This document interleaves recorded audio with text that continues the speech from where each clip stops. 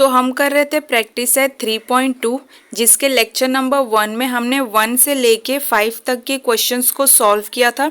हमें एक सीक्वेंस दिया रहता था एपी का जिसमें हम लोग एक पर्टिकुलर टर्म को फाइंड कर रहे थे, ये हमने सीखा था। फिर इसमें भी हमने फर्स्ट टर्म और डिफरेंस कैसे फाइंड करते हैं ये भी हमने समझा था। तो 3.1 और 3.2 लगभग रिलेटेड ही हैं। तो आज के लेक्चर नंबर 2 में 3.2 से जो बाकी के क्वेश्चंस हमारे बचे हुए हैं, लगभग 5 क्वेश्चंस हैं 6 से लेके 10 तक। आज के इस वीडियो में उन क्वेश्चंस को हम लोग देखेंगे। तो शुरू करते हैं। तो देखो क्वेश्चन नंबर 6 हमें क्या दिया है, find how many 3 digit natural numbers are divisible by 5। तो 5 से डिवाइड होने वाले नेचुरल नंबर्स हमको पता करने हैं और हमें पता है कि जितने भी 5 के टेबल्स में आते हैं वो सारे क्या होते हैं 5 से डिविजिबल होंगे, ठीक है। और सबका जो कॉमन डिफरेंस होगा वो कितने का होगा, 5 का ही होगा। और नेचुरल नंबर्स क्या होते हैं, तो ये वो नंबर्स होते हैं जो 1 से स्टार्ट होते हैं। लेकिन यहाँ पे बोला है 3 डिजिट का नेचुरल नंबर, तो 3 डिजिट हमारा कहाँ से स्टार्ट होता है, तो 100 से स्टार्ट होता है, ये हमें पता है। और कहाँ पे जाके एंड होता है, तो 999 पे, ठीक है। 100 से स्टार्ट होता है और ऐसे करते हुए 999 पे जाके एंड होता है। इसके आगे क्या आता है, तो वो आता है 1000। लेकिन 1000 3 डिजिट का है क्या, तो नहीं। इसमें देखो 1 2 3 4 कितने डिजिट्स हैं, 4 डिजिट्स हैं। तो हमको 100 से लेके 999 के बीच में ये देखना है कि 5 से डिवाइड हो सके ऐसे कौन कौन से नंबर्स हैं, ठीक है। तो इसको हम लोग देखते हैं। तो पहले रफली समझते हैं। तो देखो अगर मैं बोलूँ पहले अगर 100 लेते हैं तो क्या 100 5 से डिवाइड होता है, तो बिल्कुल। उसके बाद 101 102 103 ऐसे करते हुए हमें कहाँ तक जाना है, 999 तक। लेकिन हमें देखना क्या है, इन नंबर्स के बीच में कौन से नंबर्स हैं जो 5 से डिवाइड हो सकते हैं। तो पहला हमने देखा 100 और उसके बाद 105, फिर 110 115 ऐसा करते हुए हम कहाँ तक जाएंगे, तो यहाँ देखो यहाँ लिखा है 999, लेकिन ये 5 से डिविजिबल नहीं है। 5 से कौन से नंबर्स डिवाइड हो सकते हैं जिसके यूनिट प्लेस पे या तो 5 आता हो या तो 0 आता हो, ठीक है। तो 999 के बाद यूनिट प्लेस पे जब 0 आएगा तो क्या हो जाएगा, वो 1000 हो जाएगा, ठीक है। तो ये हमारा 3 डिजिट का नहीं है, तो इसको हम लोग नहीं लेंगे। अब इससे पहले तो 8 आएगा, वो भी नहीं। 7 ये भी नहीं, 6 ये भी नहीं, 5 तो 995 ये हमारा 3 डिजिट का लास्ट नंबर है जो क्या है 5 से डिविजिबल है। तो ये नंबर जो हम लोग लिखेंगे ये कहाँ तक जाएगा, तो ये जाएगा 995 तक, ठीक है।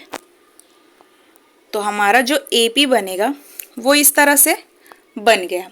अब इसमें हम लोग सबसे पहले क्या करते हैं, तो देखो ए की वैल्यू हमें पता है T1 होती है और T1 क्या है यहाँ पे 100। डी की वैल्यू कैसे फाइंड करोगे, तो T2 माइनस T1, 105 माइनस 100, तो डी की वैल्यू क्या आ गई, 5 आ गई। अब यहाँ पे दिया हुआ है क्या 995, ये किसकी वैल्यू है, तो Tn की वैल्यू। अब हमें यहाँ पे पता नहीं है ना कि n जो है वो कौन सा नंबर है, ये किस नंबर पे है। हमें बस पता है कि Tnth टर्म क्या है। देखो ये हमारा first term, second term, third term, fourth term, ऐसा करते हुए हम लोग कहाँ तक जाते हैं, n तक जाते हैं। और n की वैल्यू यहाँ पे हम लोग Tn फाइंड करते थे ना, लास्ट टर्म जो हमारा होता था, ठीक है। तो ये कौन सी वैल्यू है जो लास्ट में हमें दी हुई है, Tn की वैल्यू दी है। Tnth टर्म की वैल्यू क्या दी है, तो 995। अब हमें फाइंड क्या करना है, क्वेश्चन में बोला है कि कितना 3 डिजिट का नेचुरल नंबर है जो 5 से डिविजिबल है। तो ये हमने एपी देख लिया। ये ए की वैल्यू हमें मिल गई और ये डी की वैल्यू मिल गई। हमें पता है कि फॉर्मूला क्या होता है, T N is equals to A plus N minus one into D. और यहाँ पे टी एन की वैल्यू भी चाहिए तो लिख लो, टी एन की वैल्यू क्या है हमारे पास 995। ओके, तो देखो टी एन की जगह पे हम क्या लिखेंगे, तो एक मिनट, 995 इज इक्वल्स टू ए की वैल्यू है 100 प्लस एन हमें पता नहीं है ना, इंटू डी, डी कितना है 5। अब 995 इज इक्वल्स टू 100 प्लस, अब इसको मल्टीप्लाई करो 5 इंटू एन, ये हो जाएगा 5n, फिर 5 इंटू -1 ये हो जाएगा -5। ये कितना हुआ, 995 इज इक्वल्स टू 100 में से 5 माइनस हुआ तो कितना बचा, तो ये बचेगा 95 प्लस 5n। अब 95 को यहाँ कर दो तो ये 900 हो जाएगा। कैसे, तो देख लो, 995 minus 95 is equals to 5n, तो ये क्या हो जाएगा 900 इज इक्वल्स टू 5n। अब n की वैल्यू कैसे फाइंड करेंगे, तो 900 अपॉन 5 करेंगे इज इक्वल्स टू n। अब 5 से डिवाइड करो तो देखो 5 1 जा 5, मैं बाजू में डिवाइड करके दिखाती हूँ, अगर नहीं समझ में आएगा तो देखो, 5 1 जा 5, बचा कितना 4, 0 नीचे आया, 5 8 जा 40, अगेन माइनस 0 0, ये 0 नीचे आया तो इधर भी 0 लग गया। तो n की वैल्यू क्या आ गई, देखो डिवाइड किया हमने 180, तो 180 किसका वैल्यू है, तो ये वो नंबर्स हैं 3 डिजिट के, कितने नंबर्स हैं 180 ऐसे 3 डिजिट के नंबर्स हैं जो 5 से डिवाइड हो सकते हैं। ठीक है, 180 100 से लेके 995 के बीच में ऐसे 180 नंबर्स हैं जो क्या है, तो 5 से डिविजिबल है। ठीक है, तो ये समझ में आया होगा 6th वाला। ठीक है, अब देखो ये वाला एक क्वेश्चन है, कहाँ गया, हाँ क्वेश्चन नंबर 9, ये भी अगर आप देखोगे ना तो उसी पैटर्न में है। In a natural number from 10 to 250, तो यहाँ क्या दिया है 10 से लेके 250 के बीच में, तो फर्स्ट टर्म क्या है हमारा 10 और लास्ट वाला tn क्या है, तो tn की वैल्यू है 250। How many divisibles by 5, how many are divisible by 4, sorry. ठीक है, तो यहाँ पे हमने देखा कि 100 से लेके 995 तक ऐसे कितने नंबर्स हमको मिले जो 5 से डिवाइड हो सकते हैं, तो 180। अब 9th क्वेश्चन में क्या बोला है कि 10 से लेके 250 के बीच में ऐसे कितने नंबर्स हैं जो क्या है, तो 4 से डिवाइड हो सकते हैं। ठीक है, तो इसको भी अभी जस्ट देखेंगे, पहले क्वेश्चन नंबर 6 को रफ में हमने समझा, एक बार इसको फेयर में भी देखते हैं कैसे लिखेंगे, वो भी ज़रूरी है। ठीक है, तो ये रफ आपको समझ में आया होगा, अब इसको हम लोग फेयर में देखते हैं। तो देखो आप लोग इसको लिखोगे कैसे, 3 digit natural numbers divisible by 5 are 100 105 10 15, ऐसे करते हुए कहाँ तक जाना है 995 तक। Here a is equals to t1 क्या है 100, d की वैल्यू आपको पता है t2 माइनस t1 करते हैं तो क्या मिला हमें 5। ऑल्सो अगर चाहिए तो यहाँ पे tn इज इक्वल्स टू लिख सकते हो 995 ऐसा। ठीक है, तो वी नो दैट, या now tn is equals to a plus n minus 1 into D, ये हमारा फॉर्मूला है। tn की वैल्यू हमें पता है क्या है 995, a की वैल्यू भी हमें पता है और d की वैल्यू भी पता है, सारे वैल्यूज़ को पुट किया हमने। ठीक है, उसके बाद n की वैल्यू हमें क्या मिली 180। तो ये जस्ट अभी रफ में हमने सारा सॉल्व करके देखा। यहाँ पे थोड़ा आपको अलग लग रहा होगा क्योंकि मैंने क्या किया ना, यहाँ पे रफ में हमने क्या किया 100 में से 5 को माइनस कर दिया तो 95 आ गया था। तो आप वैसा भी कर सकते हो, मैंने ये वाले टर्म्स को डायरेक्ट यहाँ पे ला दिए हैं इसलिए इस तरह से हो गया। ठीक है, 995 है, फिर ये प्लस 100 है, इधर आगे क्या हो गया -100, और ये -5 है तो इधर आगे क्या हो गया +5। तो आप इस तरह से भी कर सकते हो या डायरेक्ट माइनस करके फिर यहाँ पे लेकर आओ इज इक्वल्स टू के right and left hand side में, वो भी चलेगा। तो n की वैल्यू क्या आ गई 180। तो therefore 180 3 digit natural numbers are divisible by 5। 180 ऐसे नंबर्स हैं जो क्या है 5 से डिविजिबल है। तो ये पूरा इस तरह से करेंगे, देख लो इसको एक बार अच्छे से।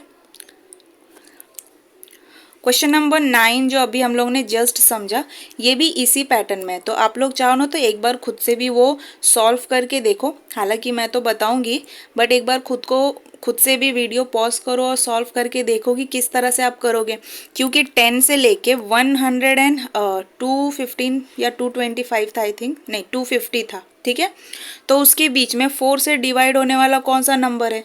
तो हमें पता है 10 तो 4 से डिवाइड होता नहीं है, 11 भी नहीं होता है। तो ऐसा नंबर देखो जो 4 के टेबल में आता और 2 डिजिट का रहे। तो 4 के टेबल में क्या आएगा, 4 1 ज़ा 4, 4 2 ज़ा 8, 4 3 ज़ा 12। तो 2 डिजिट का नंबर 10 के बाद 12 भी आता है, तो 12 से स्टार्ट होगा।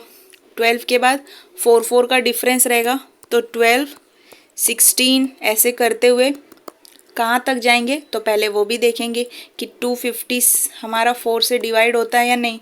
जब नहीं होगा तो हम लोग देखेंगे कि इससे कम कोई नंबर जो 4 के टेबल में आता है या नहीं, वो भी करो। अगर ये हो गया हो तो उसको हम लोग देखते हैं। तो 6 देख लिया, अब हम लोग 9th वाला देखते हैं। यहाँ पे हमें जो दिया है इसको देखते हैं। ठीक है, तो देखो हमें दिया हुआ क्या है कि 10 से लेके 250 के बीच में। तो हमें पता है कि 10 तो 4 के टेबल में आता नहीं है, 11 नहीं आता है, फिर क्या बचा 12। अब ऐसा नंबर देखो जो 4 के टेबल में आता हो, या ऐसा देखो कि जिसमें 4 4 का गैप आए, या फिर इसमें 4 ऐड करोगे आप, 12 में 4 ऐड करोगे तो कितना मिलेगा 16, 16 में 4 ऐड करो 20, 20 में 4 ऐड करो 24। डिफरेंस सेम मिल रहा है हमें। और ये कहाँ तक जाएगा, तो देखो 250 क्या 4 के टेबल में आता है या 4 से डिवाइड हो सकता है? तो नहीं होगा। 4 के टेबल में कैसे नंबर्स डिवाइड होंगे, जिसके यूनिट प्लेस में या तो 4 रहे या तो 8 रहे। ठीक है, या तो 4 या तो 8 या 2 6 ऐसे भी होते हैं, बट मोस्टली क्या देखोगे, अब 250 दिया है ना, तो आप कौन सा नंबर देखोगे 4 या 8। तो 250 से पहले ऐसा कौन सा नंबर है जिसमें 8 आता है? तो हमें पता क्या है 248। 250 जाएगा नहीं, 249 भी नहीं जाएगा, तो क्या बचा 248। यूनिट प्लेस पे 8 आ रहा है, मतलब ये 4 से डिवाइड हो सकता है। तो लास्ट टर्म जो हमें मिलेगा वो क्या मिलेगा 248। ठीक है, 248। तो अब हमें पता है कि यहाँ पे T1 हमारा क्या है 12, D की वैल्यू क्या है, तो T2 माइनस T1 करके देखोगे तो 16 माइनस 12 क्या मिलेगा 4। और Tn की वैल्यू क्या है, तो Tn हमारा वो लास्ट टर्म होता है जो दिया हुआ है 248।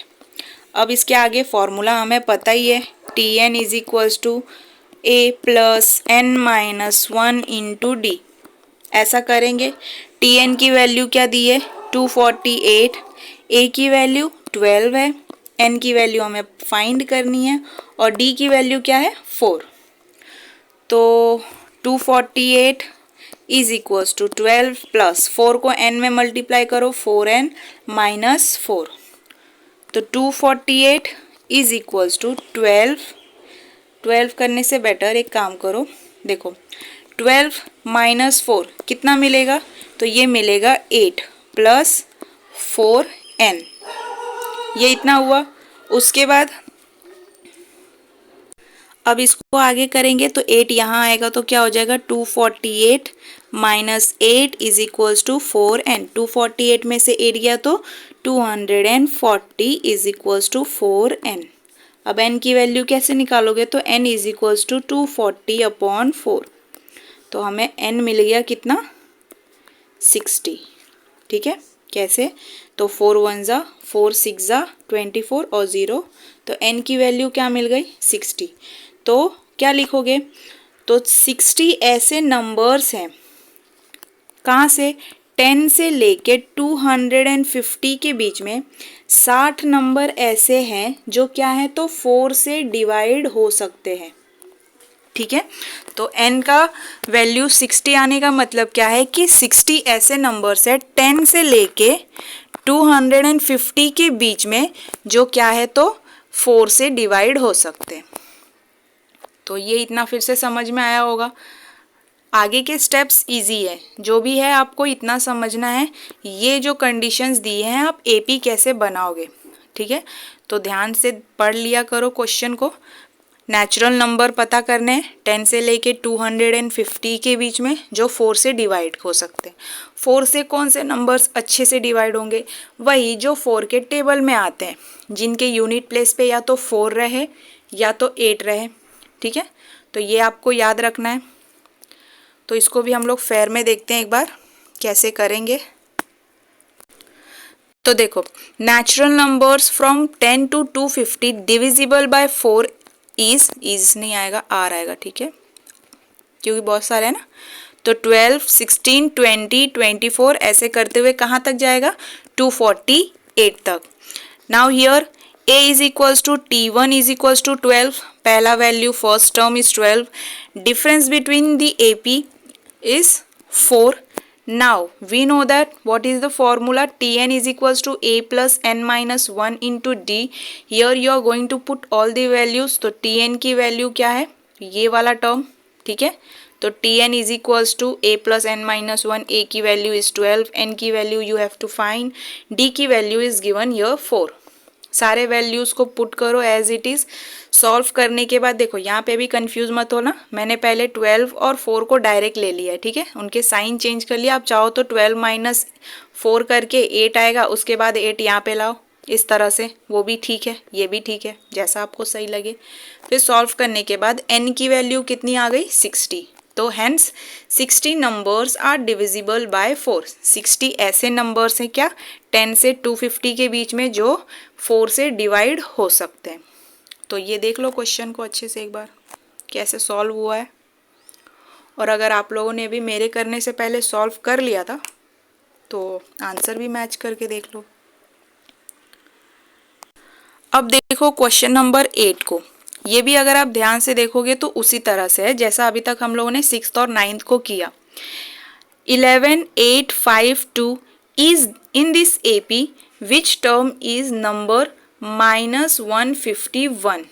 ठीक है, तो ये हमें AP दिया है और ये AP कहाँ तक जा रहा है -151 तक। इसका मतलब क्या है, देखो जो AP हमें दिया है वो कैसा है 11 8 5 2 और ये जा रहा है -151 तक। अब हमें पूछा है कि ये जो 151 है ना -151 ये कौन से नंबर पे है, इसका टर्म कौन सा है। जैसे हम लोग लिखते हैं ना इसको T1 T2 T3, तो ऐसे करते हुए ये किस टर्म पे है ये हमें फाइंड करना है। तो ये क्वेश्चन क्या है समझ में आया होगा। AP हमें दिया है और बोला है कि इस AP में विच टर्म इज -151, तो टर्म मतलब T कौन सा टर्म है, तो n की वैल्यू हमें फाइंड करनी है कि किस टर्म पे -151 है। तो इसमें भी हम लोग वही काम करेंगे जो कर रहे थे। तो यहाँ पे a की वैल्यू क्या है, हमें पता है कि a की वैल्यू है 11। d की वैल्यू कैसे फाइंड करोगे, तो अगेन T2 माइनस T1, तो T2 क्या दिया हुआ है 8 माइनस 11, तो ये आएगा -3। d की वैल्यू -3 और Tn की वैल्यू दी हुई है -151। ठीक है, अब हम फाइंड करेंगे कि ये किस प्लेस पर है। तो इसके लिए वही फॉर्मूला यूज़ करोगे क्या, तो Tn is equals to A plus n minus 1 into D. तो यहाँ पे -151 इज इक्वल्स टू A की वैल्यू क्या है, तो 11 प्लस n की वैल्यू हमें पता नहीं है और d है -3। तो ये क्या हो जाएगा, -151 11 -3n प्लस 3 ऐसे होगा। ये -3 है, यहाँ पे मल्टीप्लाई हो जाएगा तो -3n माइनस माइनस प्लस और 3 1 जा 3। तो अब इसको सॉल्व करो। तो देखो जैसे मैं क्या करती थी, ये वाला टर्म आप यहाँ कर दो माइनस हो जाएगा, ये वाला टर्म यहाँ कर दो माइनस हो जाएगा। और अगर वैसे नहीं करना है ना तो इसको यहीं पे देख लो, ये क्या हो जाएगा 11 प्लस 3, तो ये आपको देगा 14 माइनस 3n। तो करते हैं 551 is equals to 14 minus 3n। अब क्या करो ना, ये n वाला टर्म माइनस में है तो इसको यहाँ पे लेकर आ जाओ और इसको यहाँ पे लेके चले जाओ, तो ये प्लस हो जाएगा, ये भी प्लस हो जाएगा। तो 3n यहाँ पे आ गया और 14 प्लस 151 यहाँ चला गया। तो 3n इज इक्वल्स टू, इसको करो तो देखो कैसे, अगर रखोगे यहाँ पे 14 तो ये आपको क्या देगा 5 प्लस 1 6 एंड 1 165 n की वैल्यू फाइंड करने के लिए 165/3 करेंगे तो n हमें कितना मिलेगा, तो देखो डिवाइड करके 165 है, डिवाइड बाय करना है 3, तो 3 5 जा 15, ये हो गया 1 और फिर 5 नीचे आए तो 3 5 जा 15।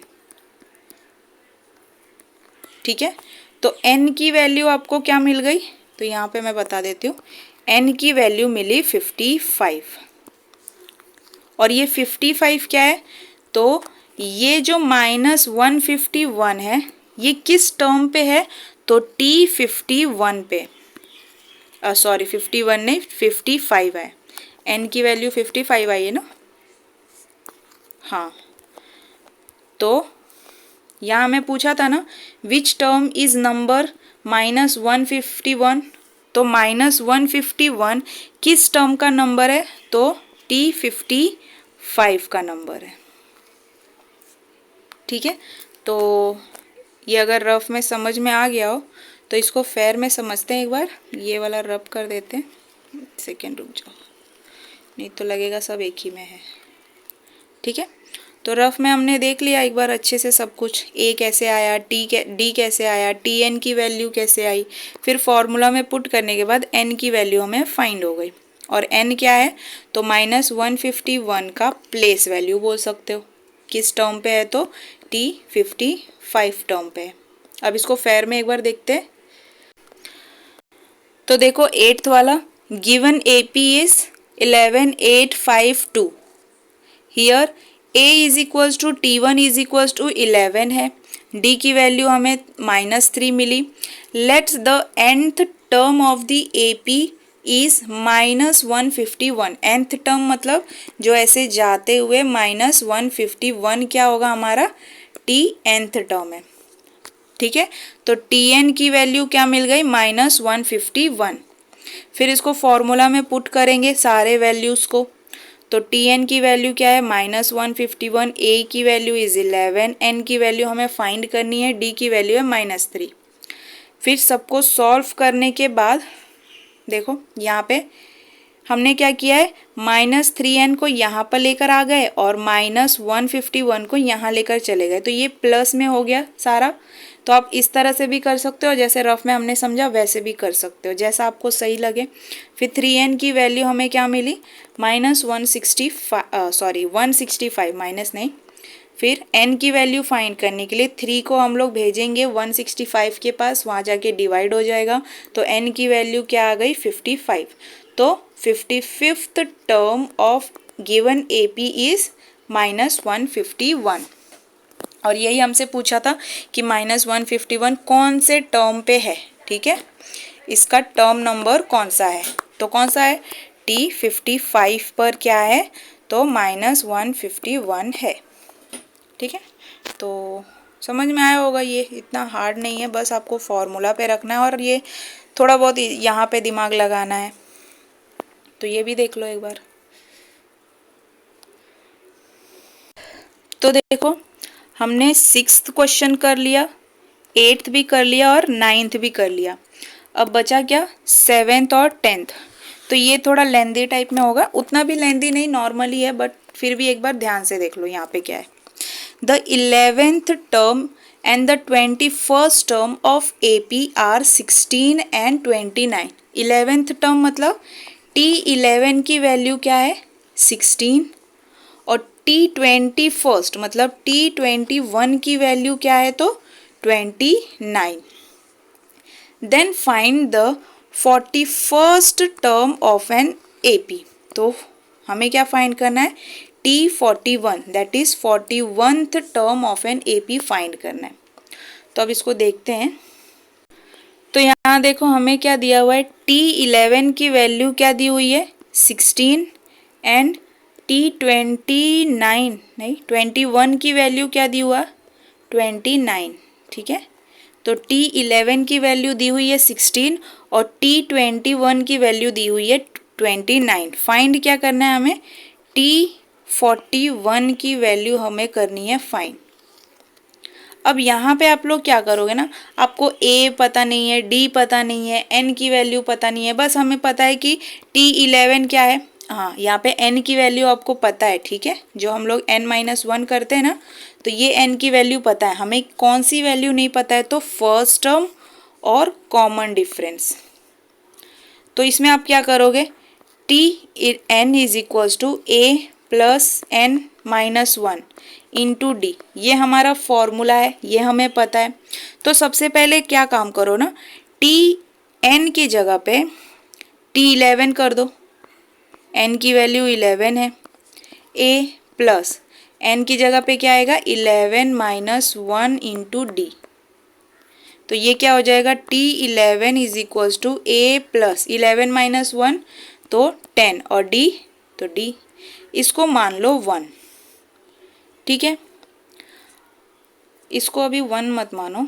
देखो हाँ, T11 की वैल्यू हमें दी हुई है ना, तो यहाँ पे T11 लिखने की बजाय हम लोग 16 भी लिख सकते हैं। तो यहाँ क्या लिखोगे, 16। अब इसको 1 मान लो। फिर हमें पता है कि थोड़ा चेंज कर लेते हैं ताकि अलग लगे। अच्छा क्या होता है, अब T21 की वैल्यू क्या आएगी, तो A plus 21 minus D, 21-1 into D, sorry. ठीक है, इसी वैल्यू में ना, ये जो फॉर्मूला है इसी को यूज़ करके हम लोग अपने वैल्यूज़ को लाएंगे। तो T11 की जगह 16 दिया हुआ था, वो रखा। T21 की जगह पे क्या दिया हुआ है, 29, तो रखो उसको 29 A प्लस 21-1 तो ये हो जाएगा 20 D। अब इसको मान लो इक्वेशन नंबर 2। तो अब देखो ये एक तरह से हमें इक्वेशन मिल रहा है ना, तो यहाँ पे हम लोग सब्ट्रैक्शन और एडिशन वाला सिस्टम लगा सकते हैं, सब्ट्रैक्टिंग इक्वेशन 1 एंड 2 या एडिंग इक्वेशन 1 एंड 2, ताकि एक किसी को एलिमिनेट कर सकें। ठीक है, हमें किसी एक की वैल्यू तो चाहिए होगी ताकि हम लोग इक्वेशन को सॉल्व करें, या तो A की वैल्यू लाओ या तो D की वैल्यू लाओ। तो यहाँ पे हम लोग को दिख रहा है कि A वाला जो टर्म है वो दोनों में सेम है, क्या बोल सकते हैं, एलिमिनेट हो सकता है। तो हम लोग क्या करेंगे, सेम साइन तो सब्ट्रैक्ट, ये हमने ज्योमेट्री में पढ़ा है, सेम साइन तो सब्ट्रैक्ट करेंगे और अलजेब्रा में भी पढ़ा है। ठीक है, सिर्फ ज्योमेट्री में नहीं। तो सब्ट्रैक्ट इक्वेशन 1 एंड 2, या तो आप 2 को 1 से सब्ट्रैक्ट कर सकते हो, 1 को 2 से सब्ट्रैक्ट कर सकते हो, दोनों में से कोई भी काम करो। ठीक है, तो ये क्या हो जाएगा, देखो 16 is equals to A plus 10D और 29 is equals to A plus 20D। Subtract करने का मतलब नीचे के टर्म्स के साइन चेंज ओके, तो क्या मिलेगा, ए से ए कट गया, 10 में से 20 गया तो कितना बचा, मतलब 20 में से 10 गया तो कितना बचेगा, 10 बचेगा। अब 10 में से 20 जा रहा है ना, तो bigger number sign minus D.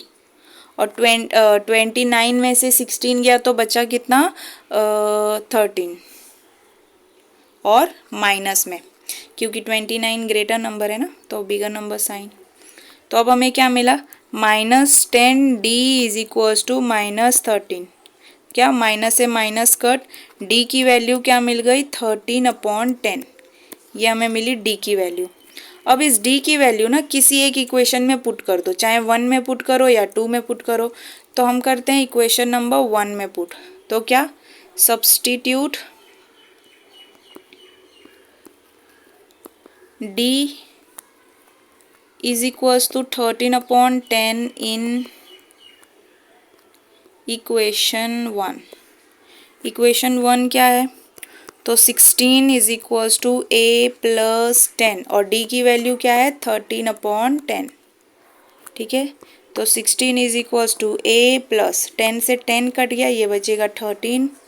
16 minus 13 is equals to a की वैल्यू क्या मिल गई, 3।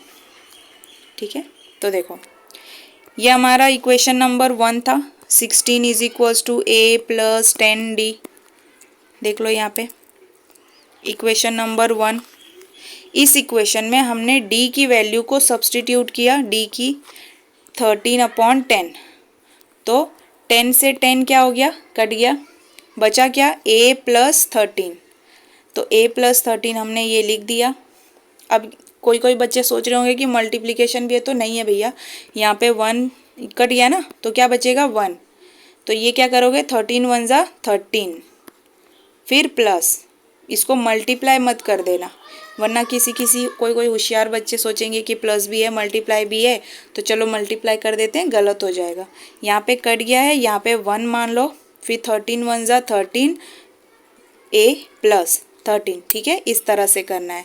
फिर ये 13 यहाँ आएगा तो क्या हो जाएगा, माइनस हो जाएगा, a की वैल्यू क्या मिल गई हमें, 3। अब देखो हमारे पास d की भी वैल्यू आ गई और a की भी वैल्यू आ गई। अब हमें फाइंड क्या करना है, T41। तो T41 कैसे फाइंड करोगे, तो जो फॉर्मूला है a plus 41 minus 1 into D. T41 तो हमें पता नहीं है, a पता है 3 है, प्लस 41 माइनस 1 ये हो जाएगा 40, और d की वैल्यू क्या है, 13/10। ऐसा है, तो यहाँ पे देखो 10 1 जा 10, 10 4 जा 40, तो ये हो जाएगा 3 प्लस, अब यहाँ पे करोगे क्या, 13 4 जा कितना होता है, 52 है ना। देखो 13 4 जा 3 4 जा 12, 4 1 जा 4 5, तो ये मैंने बता दिया, वरना सोच में पड़ जाओगे। फिर 52 प्लस 3 करो, उसके बाद आ जाएगा 55। तो T41 की वैल्यू क्या आ गई, 55। तो ये हार्ड लगा, बिल्कुल भी नहीं। हमने बस जो हमारा फॉर्मूला है उसमें वैल्यूज पुट करते गए, एक इक्वेशन बना, उस इक्वेशन में किसी एक की वैल्यू हमें चाहिए थी, उसके वजह से हमने इक्वेशंस को सब्ट्रैक्ट किया। सब्ट्रैक्ट करने के बाद a उसमें से एलिमिनेट हो गया, हमें d की वैल्यू मिली। d की वैल्यू हमने दोनों में से कोई भी इक्वेशन आप पिक करो उसमें पुट किया, तो हमें फिर a की वैल्यू मिली। और a और d की वैल्यू मिलते ही हमने क्या फाइंड किया, तो T41 जो हमारे क्वेश्चन में हमसे पूछा था कि T41 की वैल्यू क्या है। ठीक है, तो रफ वर्क में उतना साफ दिखेगा नहीं मेरे ख्याल से, बट अगर ध्यान से देखा होगा तो समझ में तो आ ही गया होगा। तो 11th टर्म का वैल्यू दिया हुआ था 16, 21st टर्म का वैल्यू दिया हुआ था 29, हमें फाइंड करना था कि 41st टर्म का वैल्यू बताओ। तो हमने फाइंड किया और कितना आया, 55। मतलब T41 पे कौन सा नंबर है, तो 55 है। ठीक है, तो हमने 7th भी देखा, अब इसको फेयर में देख लेते हैं एक बार। तो देखो ये हमारा फर्स्ट पेज है, ये सेकंड पेज है। ठीक है, तो यहाँ पे T11 दिया हुआ है, T21 दिया हुआ है हमें। फिर let A be the first term and D be the common difference of an A P. A हमारा फर्स्ट टर्म और डी क्या है, common difference. We know that T N is equals to A plus N minus one into D. T N की जगह पे हम लोग रखेंगे T11, फिर n की वैल्यू हमें पता है 11 है, उसको सॉल्व करके हमें एक इक्वेशन मिला a plus 10d is equals to 16। फिर हमने दूसरे टर्म को यूज़ किया जो है T21, उसको भी हमने फॉर्मूला में एज इट इज़ रखा जो जो वैल्यूज़ है, तो हमें दूसरा इक्वेशन मिला a plus 20d is equals to 29। दोनों इक्वेशन को जब हमने देखा तो हमें लगा कि कोई एक वैल्यू हमें अगर मिल जाएगी तो हम लोग इजीली इक्वेशन को सॉल्व कर सकते हैं, वैल्यू ला सकते हैं। तो यहाँ पे हमने क्या यूज़ कर दिया, एलिमिनेशन मेथड, जो हमने अपने फर्स्ट चैप्टर में ही पढ़ा था। ठीक है, तो एलिमिनेशन मेथड को यूज़ किया तो हमने देखा कि ए वाला जो है टर्म उसका साइन सेम है। ठीक है, तो सेम साइन है तो क्या करेंगे, सब्ट्रैक्ट। तो सब्ट्रैक्ट किया इक्वेशन 1 एंड 2 को। आप चाहो तो दो में से एक भी कर सकते हो। यहाँ पे मैंने 1 में से 2 को सब्ट्रैक्ट किया तो मुझे क्या मिला, डी का value d is equals to 13/10। अगर आप 2 को 1 से सब्ट्रैक्ट करो ना, मतलब a plus 20 d is equals to 29 और फिर a प्लस 10d, तो इसमें बस ये क्या रहेगा, यहाँ पे जो माइनस वाले टर्म्स हमको ऐसे आ रहे हैं ये आएगा नहीं, पॉजिटिव वैल्यू आएगा। तो आप वैसे भी कर सकते हो, आपका आंसर तो सेम ही आएगा। ठीक है, तो d की वैल्यू हमें मिल गई 13/10। अब d की वैल्यू दोनों में से किसी एक इक्वेशन में सब्सटीट्यूट करो। तो यहाँ पे हमने सब्सटीट्यूट किया इक्वेशन नंबर 1 में, आप 2 में भी कर सकते हो। तो सब्सटीट्यूट करने के बाद a की वैल्यू क्या मिल गई, तो a की वैल्यू मिल गई 3। Now Tn is equals to a plus N minus 1 into D, और Tn हमें क्या है, n की वैल्यू अब फाइंड करेंगे 41 पुट करेंगे, T41 की वैल्यू पुट करेंगे। तो फिर n की जगह पे लिखोगे 41 इस तरह से। उसके बाद हमें क्या मिल गया, आपको बस यहाँ पे थोड़ा ध्यान से करना होगा, गलती मत करना। 10 1 ज़ा 10 और 10 4 ज़ा 40 हुआ, और 13 इंटू 4 करेंगे तो 52 और प्लस 3, तो T41 की वैल्यू क्या आ गई, 55। The 41st term of AP is 55, that is T41 की वैल्यू क्या है, तो 55 है। ठीक है, तो ये समझ में आया होगा सबको। तो एक बार देख लो इसको अच्छे से।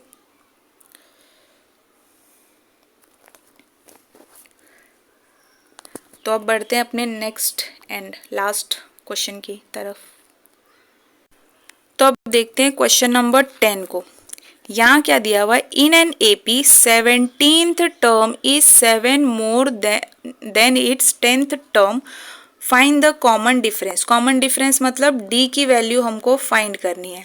यहाँ पे क्या दिया हुआ है, 17th टर्म मतलब T17 इज मतलब इज इक्वल्स टू आ जाएगा। हमने वर्ड प्रॉब्लम्स में बहुत बार पढ़ा ही है कि जब इज आता है तो मतलब इज इक्वल्स टू। तो इसका क्या मतलब है कि 17th टर्म इज 7 मोर मतलब T7 मोर बोला है ना, मैं भी क्या बोल रही हूँ, T17 की वैल्यू इज 7 मोर मतलब +7, किससे, तो 10th टर्म से, मतलब T10, सही था।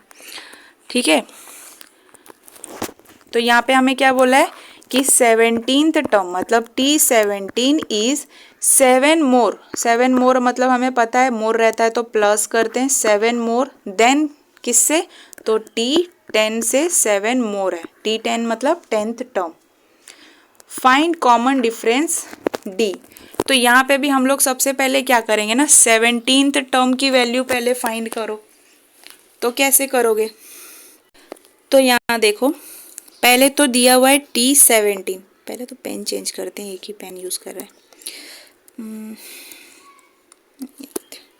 ठीक है, तो T17 क्या करोगे ना, A की वैल्यू पता है ना D की वैल्यू पता है, तो सबसे पहले तो जो फॉर्मूला है ना उसको हम लोग पता करते हैं। तो Tn is equals to A plus n minus 1 into D, ये क्या होता है, ये हमारा फॉर्मूला होता है। सबसे पहले जैसा हम लोगों ने क्वेश्चन नंबर 7 में किया, इसको करेंगे। T17 है तो क्या करोगे, a प्लस n की जगह पे क्या आएगा 17 माइनस 1 इंटू डी। तो t17 क्या मिल गया आपको, a प्लस 16d, ये हुआ 1। दूसरा क्या दिया है, 10th टर्म। 10th टर्म मतलब t10 is equals to a plus 10 minus 1 into D. तो t10 की वैल्यू क्या मिलेगी, a प्लस 9d, ये हो गया 2। ठीक है, यहाँ पे n की जगह पे क्या है 10 है ना, इसलिए यहाँ पे 10 लिखा हुआ है। यहाँ पे n की जगह पे 17 है, इसलिए यहाँ पे 17 है, और माइनस 1 करने पे 16 मिला है, और ये 10 माइनस 1 करने पे 19 मिला, 9 मिला है। तो इसमें कंफ्यूज मत होना कि ये 9, 10, 16, 17 कहाँ से आ रहा है। यहाँ पे t10 लिखा हुआ है, तो tn होता है, n की जगह पे क्या दिया हुआ है 10। तो बस वही हमने यहाँ पे n की वैल्यू यूज़ की। तो हमें मिल गया इक्वेशन नंबर 1 और इक्वेशन नंबर 2। अब यहाँ पे हमने देखा, देखो कंडीशन क्या दिया हुआ था, एज पर कंडीशन। ठीक है, ये शॉर्टकट में एज पर कंडीशन। तो t17 जो था, t17 इज 7 मोर देन किससे, t10 से। आप इसको ऐसे भी लिख सकते हो या फिर ऐसे भी लिख सकते हो कि 7 मोर, ठीक है, 7 मोर देन t10। समझ में आया, 7 more than t10, 7 more than t10, ऐसे दोनों में से जैसा चाहो आप लिख सकते हो। ये मत सोचना है कि ये गलत हो जाएगा या ये गलत हो जाएगा, नहीं, पॉजिटिव वैल्यू है ना, तो आगे पीछे करोगे तो भी कोई इश्यू नहीं है। तो t17 इज मतलब is equals to 7 more than t10। तो अगर इसमें कन्फ्यूजन हो रहा हो तो यही लेके चलते हैं हम लोग। ठीक है, तो t17 की वैल्यू क्या थी, हमें मिली, देखो इक्वेशन नंबर 1 में t17 क्या मिला है, ये तो डायरेक्ट पुट करते हैं इक्वेशन में। तो t17 की जगह लिखोगे a plus 16d is equals to 7 plus t10 की वैल्यू क्या है, a प्लस 9d, ऐसा मिला। अब देखो ये a इधर पॉजिटिव में है, ये भी इधर पॉजिटिव में है, ये इधर आएगा तो क्या हो जाएगा, नेगेटिव a हो जाएगा ना, सेम साइन है, और इक्वल्स टू के इधर उधर है, मतलब एक लेफ्ट साइड में है एक राइट साइड में, और साइन दोनों का सेम है। तो जब दोनों का साइन सेम रहेगा, सेम नंबर सेम साइन, तो क्या हो जाएगा, कैंसिल। वही अगर ये माइनस होता ना, अगर क्या बोलते हैं, अगर ये माइनस होता ना, तो अगर यहाँ आता तो क्या हो जाता, प्लस a हो जाता, और ये भी प्लस a हो जाता, तो दोनों क्या हो जाते, 2a हो जाते, ऐड हो जाते। लेकिन यहाँ पे साइन सेम है, तो ये चीज़ दिमाग में रखना कि क्यों कटा है। ठीक है, फिर क्या बचा 16d, यहाँ पे माइनस प्लस 9d है, इस साइड लेकर आ जाओ, ये हो जाएगा माइनस 9d, और यहाँ क्या बचेगा 7। फिर 16d माइनस 9d, ये हो जाएगा 7d is equals to 7। d की वैल्यू कैसे आएगी, 7 माइनस 7, दोनों कटा, d इज इक्वल्स टू 1। और हमसे क्या पूछा था, यही वैल्यू पूछा था ना, कॉमन डिफरेंस। तो देखो इजीली फाइंड हो गया, ज़्यादा कुछ करना भी नहीं पड़ा। ठीक, तो ये भी समझ में आ गया होगा आप लोगों को कैसे करना है। यहाँ पे अगर ये मत सोचना कि हम लोग ऐसा क्यों यूज़ कर रहे हैं, a और d का वैल्यू हमें दिया नहीं है, हमें फाइंड करना है। तो पहले हम लोगों ने क्या देखा कि एलिमिनेशन मेथड यूज़ करके हमने a और b दोनों की वैल्यू फाइंड की।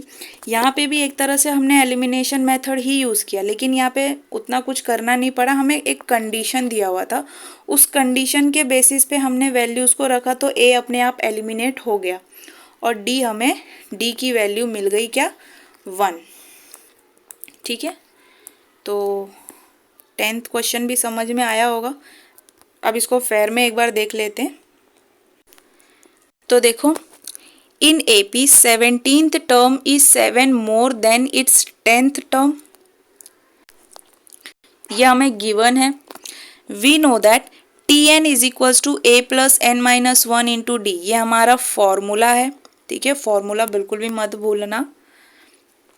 Now 10th term of an AP will be, तो यहाँ पे मैंने पहले 10th टर्म निकाला है, बाद में 17th टर्म। वही जो हम लोगों ने अभी रफ किया, तो उसमें 17th टर्म पहले निकाला फिर 10th टर्म निकाला, तो कंफ्यूज मत होना भाई। तो 10th टर्म कैसे निकला, ये हमें इक्वेशन नंबर 1 मिल गया। फिर 17th टर्म के लिए हमने एक अलग इक्वेशन बनाया जो हमें मिला इक्वेशन नंबर 2, ठीक है। अब according to the condition that is given in the question, वो क्या है कि T17 is 7 more than T10, ठीक है, 7 मोर देन T10। तो ये हमने देखा। अगर हम लोग ये किए रहते T17 इज T10 + 7, तो क्या आंसर गलत आता? नहीं, आंसर वही आता जो यहाँ पे भी आया है, ठीक है। तो substituting value of T17 and T10, value substitute करेंगे। T17 की वैल्यू ये है, T10 की वैल्यू ये रही। फिर देखो A से A क्या हो गया, एलिमिनेट हो गया। 16D 9D, तो 9D इधर आके क्या हो गया, -9D। 16 में से 9 गया 7 और D है तो D, और ये 7 इधर है। फिर यहाँ पे मैंने एक स्टेप ना शो नहीं किया है, ठीक है, तो आप लोग चाहो तो वैसे शो कर सकते हो क्या, D = 7/7। और अगर दिमाग अच्छे से चलता होगा तो डायरेक्ट यहीं पे कट कर दोगे, तो D की वैल्यू क्या आएगी, 1। तो ऐसे भी कर सकते हो, ठीक है। ये वाला स्टेप शो करो, फिर D की वैल्यू क्या मिल गई, 1। फिर लास्ट में स्टेटमेंट क्या लिखोगे, hence common difference of a given AP is 1, क्योंकि कॉमन डिफरेंस ही पूछा है, D की वैल्यू मिल गई। अब ये मत सोचना कि A की वैल्यू फाइंड करे, तो वो करने की ज़रूरत नहीं है। D पूछा है, D पे ही स्टॉप कर दो, क्योंकि एक्स्ट्रा के मार्क्स तो आपको मिलेंगे नहीं। तो जितना पूछता है क्वेश्चन में बस उतना ही आंसर दे दिया करो, ठीक है। तो देख लो क्वेश्चन को अच्छे से।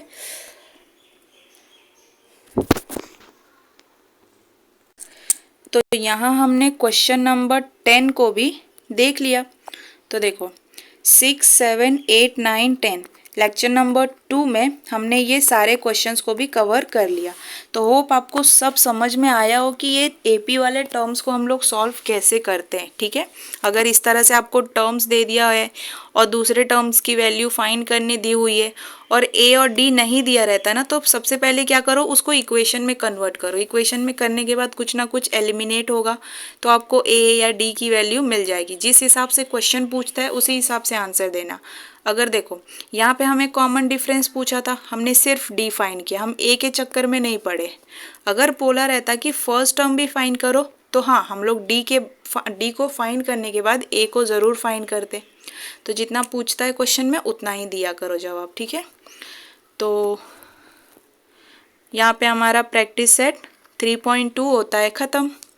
बाकी आप लोगों का काम वही है, प्रैक्टिस करना, क्वेश्चंस को सॉल्व करना, रिलेटेड क्वेश्चंस को प्रॉब्लम सेट से ढूंढना और उसे भी सॉल्व करना, ताकि और अच्छे से क्या बोलते हैं, जो भी थियरीज़ हैं वो आपको अच्छे से समझ में आए, ठीक है। तो बस आज के लेक्चर में इतना ही। बाकी मिलते हैं अपने नेक्स्ट प्रैक्टिस सेट और नए कॉन्सेप्ट्स के साथ। Till then keep learning, keep practising. Thank you, bye bye.